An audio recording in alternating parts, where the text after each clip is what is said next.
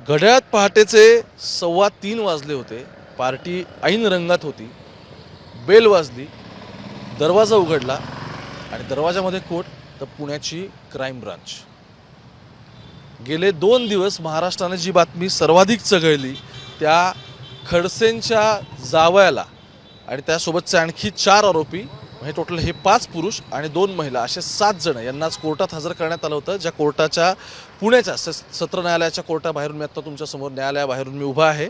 तिथे 5 जणांना 2 दिवसांची पोलीस कस्टडी, तर त्या 2 महिला ज्या होत्या त्यांना MCR म्हणजे त्यांना न्यायालयीन कस्टडीची त्यांची आता रवानगी करण्यात आली आहे. पण आज ज्यावेळी पोलिसांनी 3 दिवसांची रिमांड मागितली होती त्याच्यावेळी 2 दिवसांची येण्यात आली. त्या रिमांडचे नक्की ग्राउंड्स काय होते, पोलिसांनी अजूनही कोणते महत्त्वाचे मुद्दे या सगळ्यामध्ये मिस केलेत असा संशय आहे. आणि सगळ्यात महत्त्वाचा संशय काय बळावतो तर एकूण पुणे पोलिसांच्या जे काही घटनाक्रम आहे सगळ्याचा, ज्याला आपण ही कार्यप्रणाली नाही पण तो जो सिक्वेन्स जो आहे, चेन ऑफ सिक्वेन्स, तो संशयाच्या भोवऱ्यात काय, राज्यात त्या सगळ्याबद्दल चर्चा का चालू आहे, या सगळ्याची उत्तरं ही FIR कॉपी देणार आहे. गेले 2 दिवस ज्याच्यासाठी मी काही अधिकाऱ्यांच्या मागे लागलो होतो आणि सोर्सेसकडून ट्राय करत होतो, ती FIR कॉपी अखेर आज ताब्यात आलेली आहे. त्यामध्ये नक्की काय आहे हे तर समजून घ्यायचं आहे. पण आज कोर्टात काय घडलं आणि हे सगळं होत असताना आर्ग्युमेंट्स काय झाल्या, रिमांड कोणत्या बेसिसवर दिली गेली, ग्राउंड्स काय होते, FIR मध्ये काय आहे, आणि सगळ्यात शेवटचा पण सगळ्यात महत्त्वाचा प्रश्न, FIR मध्ये 7 नावं आहेत पण पुणे पोलिसांनी आज हे मान्य केलं की राहुल नावाचा एक आरोपी आहे, ज्या आरोपीचा आम्ही शोध घेतोय, तो आरोपी घटनास्थळावरून पळून गेलेला आहे आणि अजून तरी तो काय आम्हाला सापडलेला नाही. हा गडी आहे कोण आणि जो उद्या सापडला आता आरोपी क्रमांक 8 कसा होऊ शकतो, सगळ्या प्रश्नांची उत्तरं जाणून घ्यायची. नमस्कार, मी ओमकार, मुंबई तकमध्ये तुमच्या सगळ्यांचं स्वागत. सुरुवात आजच्या कोर्टाच्या आर्ग्युमेंटपासून करूयात, कारण 2 दिवसांची ऑलरेडी पोलीस कस्टडी होती, ती एक्सटेंड झाली. कोर्टामध्ये रिमांड मागताना पब्लिक प्रॉसिक्युटर आणि आयो म्हणजे इन्व्हेस्टिगेशन ऑफिसर विजय कुंभार जे सगळ्या प्रकरणातले आहेत त्यांनी 2 मुद्दे सांगितले. त्यांनी एक सांगितलं की इलेक्ट्रॉनिक डिव्हायसेस आम्ही सगळे जप्त केलेले आहेत. म्हणजे काय, मोबाईल घेतलेला आहे, लॅपटॉप घेतलेले आहेत, पेनड्राईव्ह घेतले आहेत आणि घराच्या इथला जो DVR होता तिथला CCTVचा सगळा डेटा तो पण आम्ही काढून नेलेला आहे. कारण ज्या ठिकाणी आम्हाला ड्रग्ज सापडलं असं असू शकतं की ते ड्रग जो कोणी ट्रॅफिकर असेल किंवा जो पेडलर असेल त्याने घरी आणून दिलं, त्यामुळे ते पण CCTV काढले की घरी कोणी येऊन गेलेलं आहे. दुसरा सगळ्यात महत्त्वाचा यातला मुद्दा हा होता की 3 दिवसांची पोलीस कस्टडी मागण्यासाठी इन्व्हेस्टिगेशन ऑफिसर कुंभार यांनी एक मुद्दा मांडला. ते असं म्हणाले, आरोपी तपासात सहकार्य करत नाहीत. त्यांना विचारलं कोकेन कुठून आलं, तर सगळेजण फक्त एकमेकांचं तोंड बघतायत किंवा त्यांची उत्तरं कॉन्ट्राडिक्टेड असतात त्यांचं म्हणणं आहे. आता याला ज्यावेळी डिफेन्स लॉयरने काउंटर केलं, त्या डिफेन्स लॉयरचं म्हणणं होतं की तुम्ही सगळ्या गोष्टी आमच्या ताब्यात घेतलेल्या आहेत, म्हणजे आमच्याकडे जे जे होतं त्या सगळ्या तुम्ही ताब्यात घेतलेल्या आहेत आणि रिमांड तुम्ही ज्यावेळी मागताय ते समजून घ्या मुद्दा काय असतो. इंटरोगेशन आणि इन्व्हेस्टिगेशन हे 2 महत्त्वाचे मुद्दे असतात. ज्यावेळी आरोपीचं इंट्रोगेशन 2 दिवस तुम्ही केलेलं आहे, त्यातून तुम्हाला जी प्राप्त माहिती झाली आहे त्याच्या आधारे तुम्ही तपास कुठपर्यंत नेला, म्हणजे तुम्ही इन्व्हेस्टिगेशन कुठपर्यंत नेलं, याचे ग्राउंड्स तुम्हाला द्यावे लागतात. ह्या तपासाचा फॉलोअप तुम्हाला द्यायला लागतो. मग त्यात पेंडिंग काय आहे हे सांगावं लागतं आणि मग पेंडिंग असलेल्या गोष्टीच्या बेसिसवरती तुम्हाला पोलीस कस्टडी घ्यावी लागते. आज कोर्टात पुणे पोलीस हे ग्राउंड्स बांधण्यामध्ये अपयशी ठरले का असा प्रश्न उपस्थित करला. त्यामुळे जागा आहे की मागच्या वेळेचा रिमांड रिपोर्ट आणि आत्ताचा रिमांड रिपोर्ट, हे रिमांड रिपोर्ट ऑलमोस्ट सेम होते. म्हणजे 2 दिवसापूर्वी ज्या बेसिसवरती पुणे पोलिसांनी कस्टडी मागून घेतलेली होती तेच ग्राउंड्स परत आज ठेवण्यात आले. याचा अर्थ 2 दिवस मग पुणे पोलिसांनी नक्की काय तपास केला, हा पहिला प्रश्न उपस्थित होतो. दुसरा सगळ्यात महत्त्वाचा प्रश्न, राहुल नावाची एक व्यक्ती आहे. इन्व्हेस्टिगेशन ऑफिसरने असं सांगितलं आहे सगळ्यामध्ये की ही जी कोण व्यक्ती आहे ती घटनास्थळी उपस्थित होती, पण आम्ही आल्यानंतर ती व्यक्ती पळून गेली. आम्ही CCTV तिथले घेतलेले आहेत. तिथल्या हॉटेलचं म्हणजे जे स्टुडिओ अपार्टमेंटचं आहे तिथल्या जे ते मॅनेजर त्यांचं स्टेटमेंट रेकॉर्ड केलं आहे, जे ओनर आहेत त्यांचे पण आम्ही स्टेटमेंट घेतलेत आणि ही तर गोष्ट क्लिअर झालेली आहे की तिथे प्रांजलच्या नावाने, खेवलकरच्या नावाने तिथे बुकिंग पण होतं. एनिवे, पण संबंधित व्यक्ती तिथे हुक्का पॉट लावून देत होती.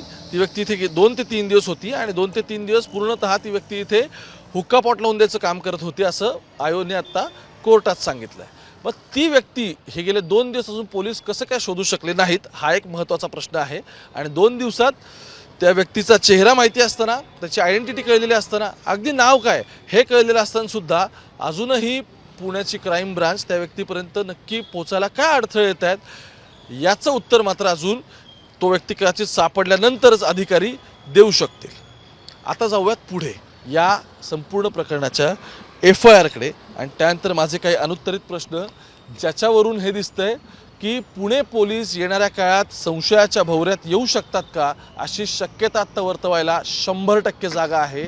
आणि गेले 2 ते 3 दिवस बघा, राजकीय आरोप प्रत्यारोप सगळे आपण सोडून देऊ. खडसे काय म्हणतात, राष्ट्रवादीची माणसं काय म्हणतात, आणखी कोणतरी खडसेंचा विरोधक ज्यांनी कारवाई केली त्यांचा एखादा विरोधक असेल, असं कुणी असू शकतं. पण ज्या पुण्यात मी काम करतो, ज्या ठिकाणी मोठ्या बातम्या घडल्यानंतर पुणे कमिशनरेटमधले म्हणजे पुण्याच्या पोलीस आयुक्तालयातले काही महत्त्वाचे आणि अत्यंत मोठे चेहरे हे कायम प्रेस कॉन्फरन्सेस कंडक्ट करतात.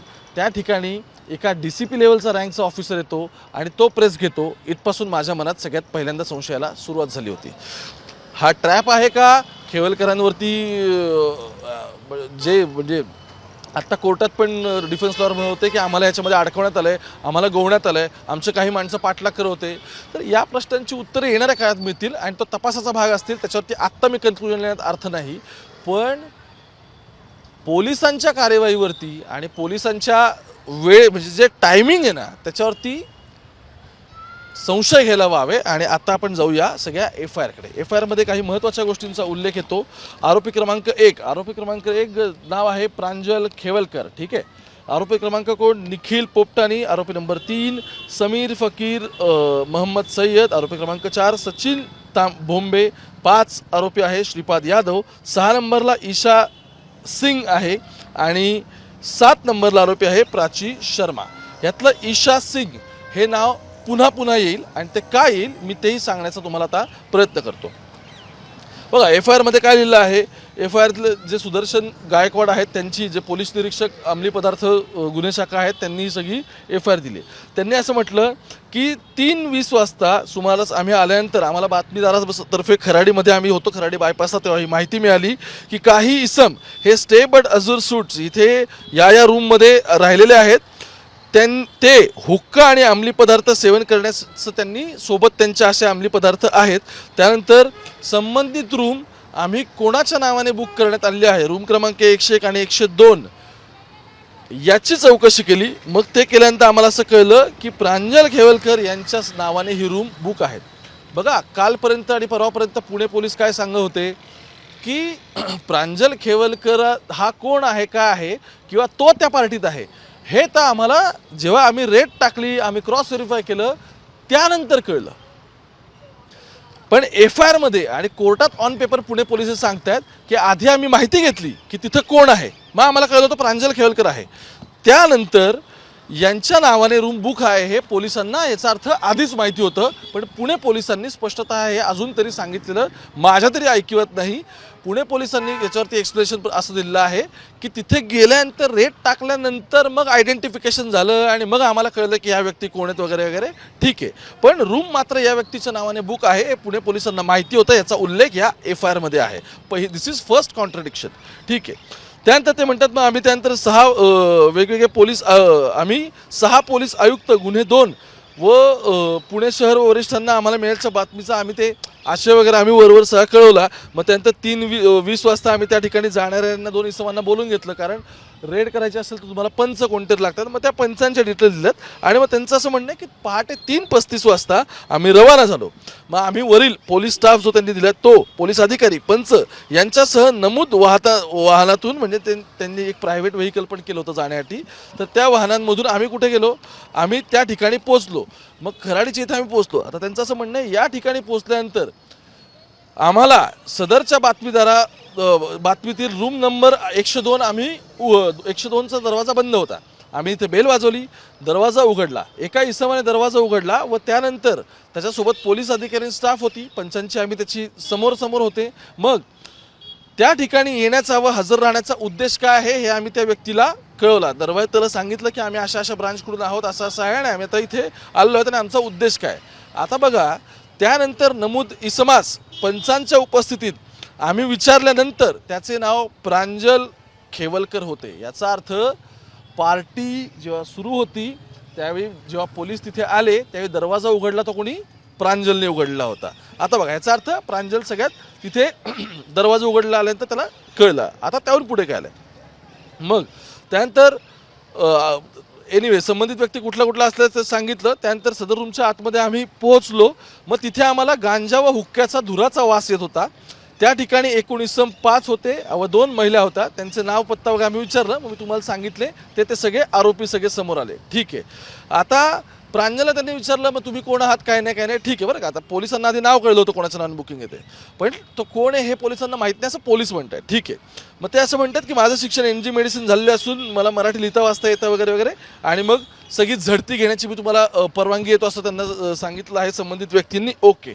मग त्यानंतर पुढे असं आहे मग सगळ्यांनी त्यांचं म्हणणं की आम्ही सगळ्यांच्या परवानग्या घेतल्या झडती घेण्याच्या। आम्ही मग सगळ्यांना पुढे गेलो। मग ते म्हणतात की हॉटेलच्या मध्ये तिथे रूममध्ये टेबल होतं। त्या टेबलवर महिला ईशा सिंग हिच्या लाल पर्समधून एक पारदर्शक प्लास्टिक पिशवीमध्ये हिरवट आणि काळसर रंगाचा गांजा, बाजूत एक सिगरेटचं पाकिट होतं आणि त्यामध्ये 3 प्लास्टिकचे पाऊच होते आणि पांढऱ्या रंगाचं त्यामध्ये कोकीन अंमली पदार्थ असल्याचं आम्हाला आढळून आलं। मग त्यानंतर आम्ही किचनमध्ये वगैरे गेलो। तिथे दिसलं की आम्हाला फ्रीजवर बिअरच्या बाटल्यात विस्की बॉटल्स आहेत असते म्हटले। हुक्का फ्लेवर पण मिळून आला, पॉटही मिळून आला। ठीक आहे। आता गंमत बघा त्यांना कोकेन आणि गांजा कोणाच्या पिशवीत सापडलंय ईशा सिंग। मी मगाशी म्हटलं की ह्या महिलेचं नाव वारंवार येणार आहे। ही जी ईशा आहे हिच्या लाल कलरच्या पर्समध्ये त्यांना ते सापडलं। पण या सगळ्यामध्ये ईशा ही आरोपी क्रमांक 1 नाही आहे। म्हणजे जिच्या बॅगमध्ये हे सगळं सापडलं किंवा जिच्याकडे ते होतं तर ते तिनेच कंझ्युम केल्याची शक्यता सगळ्यात जास्त आहे। तर ती आरोपी क्रमांक 1 नाही आहे। आरोपी क्रमांक 1 आहे प्रांजल खेवलकर। ती आरोपी क्रमांक 6 आहे। गंमत बघा आज पुणे पोलीस ज्यावेळी ह्या 7 जणांची कस्टडी मागायला आले त्यावेळी पुणे पोलीस असं म्हणाले की आम्हाला 5 जणांची PCR पाहिजे। म्हणजे काय 5 जणांची आम्हाला पोलीस कस्टडी पाहिजे आणि 2 आरोपी म्हणजे कोण 2 महिला त्यातली एक ईशा आहे या दोघांना मात्र तुम्ही MCR करा। याचा अर्थ ज्याच्याकडे ड्रग्ज सापडले ज्याच्या लाल पर्समधून ते घेण्यात आले म्हणजे ज्याच्या पोझेशनमध्ये होते असं आपण प्रायमा फेसी म्हणू त्या व्यक्तीची पोलीस ज्युडिशियल कस्टडी मागतायत। पण या 5 जणांना असं म्हणतात की नाही हे तर आम्हाला आमच्या पोलीस कस्टडीमध्ये पाहिजे आणि आरोपी क्रमांक 1 त्याच्यामध्ये केलं त्यांनी प्रांजल खेवलकर यांना केलं। ठीक आहे नो इश्यूज। त्यानंतर त्यांनी असं म्हटलेलं आहे मग प्राची शर्मा असलेल्या रूममधील टेबलवर आम्हाला पारदर्शक प्राची शर्मा आणि ईशा सिंग अशा दोघी जण आहेत। मग त्यांनी असं म्हटलं की प्राची शर्मा असलेल्या रूममधील एका टेबलवरती पारदर्शक पिशवीमध्ये सुद्धा आम्हाला तशा पद्धतीचं मिळून आलं। त्याचं 75 ग्रॅम इतकं वजन होतं आणि प्लास्टिक पिशवीचं वजन 5 ग्रॅम भरलं। ठीक आहे। आणि 70 ग्रॅम आम्हाला गांजा हे त्याच्यामध्ये मग क्लिअर झालं असं ते म्हणतात। ओके। आता पुढे जाऊन आणखी महत्त्वाची गोष्ट काय या सगळ्यामध्ये तर या पर्समधून 3 पिशव्या निघाल्या। कोकेन किती होतं 2.70 कालपर्यंत आकडा होता। FIR सांगते 2.87 आहे। ठीक आहे। मुद्दा असा आहे NDPSचा ॲक्ट सांगतो की 2 ग्रॅमपेक्षा जास्त असेल तर that crime should be consider as a moderate crime. Why because the quantity is a moderate. त्यापेक्षा जास्त 5 ग्रॅमच्या पुढे असेल 10 ग्रॅमच्या पुढे असेल तर ते आणखी जास्त क्वांटिटी जाईल। ते मॉडरेटच्याही आणखी वरच्या लेवलला गेलं की मोठ्या प्रमाणात कोकेन सापडलं। आता गंमत बघा 3 पूर्ण नाही आहे पण 2 पूर्ण होऊन मात्र पुढे ML वॉटेवर त्याला आपण असं म्हणू की 70 मिलीग्रॅम वगैरे पुढे वरचं आहे। त्यामुळे हा गुन्हा माइल्ड स्वरूपाचा नसून तो ऑटोमॅटिकली गुन्ह्याची इंटेन्सिटी वाढली। 3 पिशव्यांमध्ये कोकीन होतं। याचा अर्थ एकामध्ये 1 ग्रॅम कोकीन, दुसऱ्यात 2 ग्रॅम कोकीन आणि तिसऱ्यामध्ये ते 0.7 ml आपण असं त्याला म्हणू असं ते होतं। ठीक आहे। आता ही FIR आणखी पुढे जाते। FIR मध्ये पुढच्या इतक्या इंटरेस्टिंग गोष्टी त्या सगळ्यामध्ये त्यामध्ये त्यांनी असं म्हटलं आहेत की मग आम्ही त्यांना घेऊन गेलो मग त्यांची चौकशी केली आणि त्यानंतर मग त्यांच्या आम्ही घरी गेलो आणि मग ह्या सगळ्या पुढे नंबर की आम्ही त्यांच्याकडून काय हस्तगत केलं वगैरे असं सगळ्याचं तपशील आहे आणि तो एकूण जातो जवळपास म्हणजे त्यांच्या गाड्या मोबाईल असं सगळं मिळून त्यांचं टोटल जवळपास एकूण जो सगळा ऐवज आहे तो एकूण ऐवज त्यांचा जातो जवळपास 41 पर्यंत 41,35,000 पर्यंत जातो गाड्यांच्या किमती वगैरे असं सगळं मिळून। आता राहुल एनिवे तो जो कोण पळून गेला असेल तो पोलिसांना 2 दिवसात सापडलेला नाही आहे। पोलीस म्हणतात की हे आम्हाला तपासाला सहकार्य करत नाही आहेत। पण मुद्दा असा आहे काही प्रश्न या सगळ्यातले अनुत्तरित राहतात आणि ते अनुत्तरित प्रश्न काय आहेत तर ज्या व्यक्तीच्या पोझिशनमध्ये कोकेन होतं तिने ते कुठून आणलं, कोण ट्रॅफिकर होता जो तिला देतोय, तिने ते कुठून परचेस केलं. आता कसं आहे, ह्या 7 जणांनी कोकेन कन्झ्युम केलं होतं की नाही याच्या रिपोर्टसाठी आपल्याला पूर्ण फॉरेन्सिकच्या याच्यापर्यंत थांबावं लागणार आहेत, कारण पोलिसांनी प्रत्येकाचे 2 ब्लड सॅम्पल्स आणि 1 युरिन सॅम्पल कलेक्ट केलेलं आहे. तर युरिनमध्ये पटकन अल्कोहोल पण कळतं की अल्कोहोलचं तुम्हाला बेसिक गोष्टी सुद्धा लगेच कळून जातात. काही बेसिक टेस्ट असतात, तेवढ्या केल्यानंतर अगदी वॉकिंग टेस्ट आल्यानंतर किंवा बटणं लावायला सांगतात, नीट चाल असं त्याला म्हणतात, त्यावर कळतं की साधारण नीट शुद्धीत आहे की नाही आहे वगैरे. या बेसिक प्रायमा फेसी टेस्ट असतात. या टेस्टमध्ये अल्कोहोल कन्झ्युम केल्याचं तर दिसतंच आहे, कारण ते हाऊस म्हणजे ते इंडोर पार्टीमध्ये होते. पण कोकिनचे रिपोर्ट्स मात्रातून यायचे, त्यामुळे त्या बाबतीत आपण लगेच कन्क्लुजनला येऊ शकत नाही. कोकिनचे रिपोर्ट्स पॉझिटिव्ह आले तर क्लिअर होऊन जाईल की त्यांनी घेतलेलं होतं. पण ज्याच्या पोझेशनमध्ये ते होतं त्या व्यक्ती संदर्भात मात्र इथे आणखी कोणता उल्लेख केलेला दिसत फारसा नाही. मात्र प्रांजल खेवलकर हे आरोपी क्रमांक 1 दिसत आहेत. आता महत्त्वाचा प्रश्न काय आहे की खेवलकरच्या नावाने रूम जर बुक होती हे तुम्हाला आधी माहिती आहे, हे तुम्ही FIR मध्ये सांगताय. मग आधी असं का सांगितलं की आम्हाला इथे खेवलकर हे माहितीच नाही आहे? ठीक आहे. दुसरं महत्त्वाचं काय या सगळ्यामध्ये की जो आरोपी अजून फरार आहे त्या आरोपी संदर्भात नक्की पोलीस कुठपर्यंत पोहोचलेत काही नाही, तर याची माहिती आज कोर्टात बिलकुल पोलिसांनी दिलेली नाही. ओके, कदाचित ती कॉन्फिडेन्शियल ठेवायचा प्रयत्न पण असेल, पण जे ग्राउंड्स पोलीस म्हणतात ॲक्च्युली ग्राउंड्स नाही, पोलिसांनी त्यांच्या PCची कारणं दिलीत. म्हणजे there is difference between grounds of the custody and reasons of the custody. So पोलिसांनी दिलेत आज ते रिझन्स ऑफ द कस्टडी. त्याचे ग्राउंड्स देण्यामध्ये मात्र पुणे पोलीस आज जसं मी म्हटलं की जे एक्सपेक्टेड होतं त्या गोष्टी घडलेल्या नाहीत. आधीचाच रिमांड रिपोर्ट ऑलमोस्ट तसा आजच्या बेसिसवरती होता, पण त्यामध्ये कोर्टाचं म्हणणं आहे की ठीक आहे, तुम्हाला 2 दिवस आम्ही आणखी या सगळ्यात PCR देतो आणि तुम्ही त्यांचं आणखी थरो इन्व्हेस्टिगेशन करा. आणखी काय, एवढं सगळं होत असताना सुद्धा ज्याच्या पोझिशनमध्ये सगळं होतं त्याच्याकडे काय फार चौकशी करायची नाही आहे असं दिसतंय. पण ज्यांच्या पोझिशनमध्ये ते नव्हतं त्यांची मात्र पोलिसांना चौकशी करायची हे पोलीस कोर्टासमोर मान्य करतात.